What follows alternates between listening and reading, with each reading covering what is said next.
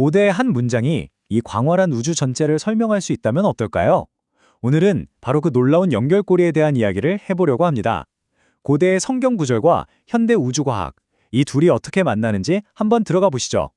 네, 바로 이 구절입니다. 지금으로부터 무려 2000년 전에 쓰인 이 한 문장에서 모든 이야기가 시작됩니다. 자, 그런데 여기서 말하는 말씀이라는 게 대체 뭘까요? 그냥 우리가 쓰는 그런 말을 뜻하는 걸까요? 그리고 이게 도대체 빅뱅이랑은 무슨 상관이 있다는 거죠? 저희가 오늘 살펴볼 자료에서는요, 바로 이 신학과 우주론을 넘나드는 아주 흥미로운 주장을 펼치고 있습니다. 좋습니다. 이 주장을 제대로 이해하려면 먼저 그 신학적인 배경부터 살펴봐야겠죠? 여기서 말하는 말씀, 즉 그리스어 원문으로 로고스는요, 우리가 생각하는 소리나 어떤 개념, 이런 게 아니라고 합니다. 그보다는 하나의 인격을 가리키는데요. 바로 태초, 그러니까 모든 것의 시작인 아르케부터 존재했던 분, 예수 그리스도를 의미한다는 해석입니다. 자, 이 해석이 흥미로운 지점은요, 이게 신약에만 국한된 이야기가 아니라는 겁니다. 구약 성경 창세기를 보면 하나님의 영이 물 위를 운행하는 장면이 나오죠. 그리고 신약에 와서는 예수님이 세례를 받으실 때 아들인 예수는 물에 있고 성령이 비둘기처럼 내려오고 하늘에선 아버지의 음성이 들립니다. 이렇게 성부, 성자, 성령, 즉 신성의 세 가지 모습이 성경 전체에 걸쳐 나타난다는 거죠. 이게 바로 기독교에서 말하는 삼위일체 개념인데요. 성부, 성자, 성령 이렇게 세 분이 계시지만 세 명의 신이 아니라 한 분의 하나님이라는 뜻입니다. 이게 좀 헷갈릴 수 있는데 여러 사람이 모여서 우리는 한 팀이다 라고 말할 때를 생각해 보시면 좀 쉬울 것 같아요.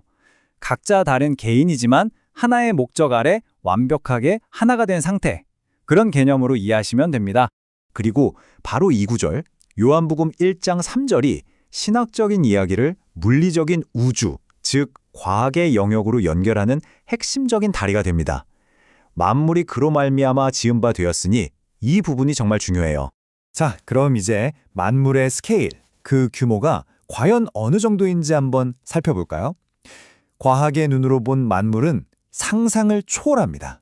이 어마어마한 규모를 체감하기 위해서 아주 작은 세계부터 한번 시작해 볼게요. 자, 원자 하나가 모래알 한 톨만 하다고 상상해 보세요. 그럼 바이러스는 뭘까요? 축구장 한가운데 덩그러니 놓인 동전 하나. 그게 바로 바이러스의 크기입니다. 박테리아는요, 무려 자동차 한 대 크기가 되는 거죠. 눈에 보이지도 않는 세계 안에서도 이렇게 엄청난 크기 차이가 있는 겁니다. 자, 이번에는 반대로 눈을 들어서 저 광활한 우주를 한번 보겠습니다. 1977년에 나사가 보이저 1호라는 탐사선을 우주로 쏘아 올렸어요.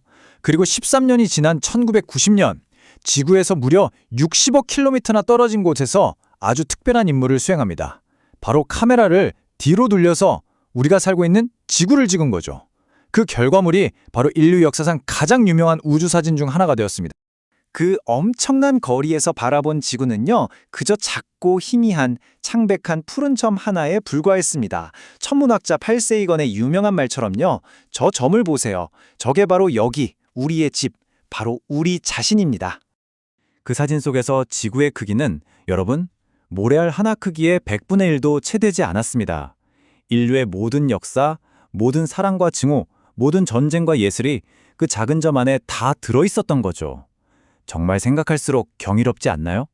그런데요, 놀라운 건 이게 끝이 아니라는 겁니다. 그렇게 작아 보였던 우리 태양계조차도 이 우주 전체에 비하면 정말 아무것도 아니에요. 과학자들이 추정하는 관측 가능한 우주의 크기는 지름이 무려 930억 광년입니다. 빛의 속도로 930억 년을 가야 겨우 끝에서 끝에 닿는다는 얘기예요. 자, 그럼 이제 질문이 생기죠. 이 어마어마한 과학적인 사실과 저 고대의 성경 구절이 대체 어떻게 만날 수 있을까요?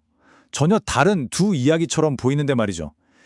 여기서 바로 그 놀라운 주장이 나옵니다. 성경에 빛이 있으라는 선포와 과학의 빅뱅 이론이 사실은 같은 사건을 가리키고 있다는 겁니다. 모든 것이 하나의 아주 작은 빛의 점에서 폭발적으로 시작되었다는 그 시작점 말이죠. 하나는 신앙의 언어로, 다른 하나는 과학의 언어로 같은 시작을 이야기하고 있다는 해석입니다. 그리고 과학은 이 장대한 과정을 정말 놀랍도록 정밀하게 백화했죠.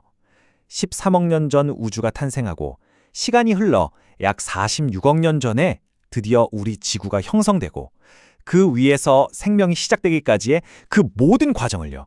바로 이 지점에서 창조와 진화에 대한 화자의 관점이 나옵니다. 진화론이 최초의 불꽃 이후 모든 것이 저절로 자연 법칙에 따라 전개되었다고 본다면 이 해석에서의 창조는 다릅니다. 하나님이 최초의 그 불꽃을 만드셨을 뿐만 아니라 그 이후에 벌어지는 모든 과정 하나하나를 적극적으로 이끄셨다는 거죠. 즉, 과학이 설명하는 어떻게의 과정 이전에 왜 그리고 누가 시작했는가에 대한 답을 신앙이 제공한다는 겁니다. 자, 이 거대하고 장엄한 우주 이야기가 이제 우리 각자, 바로 나 자신에게로 초점을 옮겨옵니다. 만약 이 모든 것, 만물이 정말 그 창조적인 힘을 통해 만들어졌다면, 그렇다면 나는, 바로 당신은 이 거대한 그림 속에서 과연 어떤 존재일까요? 그래서 이 이야기의 최종적인 메시지는 이겁니다. 당신은 그저 우연히 생긴 먼지 같은 존재가 아니라는 거죠. 당신 역시 만물의 일부이고 그렇기 때문에 이 위대한 창조의 한 부분이라는 겁니다. 이 광대한 우주가 우리에게 주는 메시지는 너는 정말 작아가 아니라 네가 속한 이 세계가 이렇게나 위대해 라는 것일지도 모릅니다. 우주가 원자보다도 작은 한 점에서 시작해서 지금은 930억 광년이라는 상상할 수도 없는 크기로 자라났다는 사실. 이 사실을 마주했을 때 여러분 자신의 존재에 대한 생각은 어떻게 달라지시나요? 이 질문을 여러분께 남겨드리면서 오늘 이야기를 마무리하겠습니다.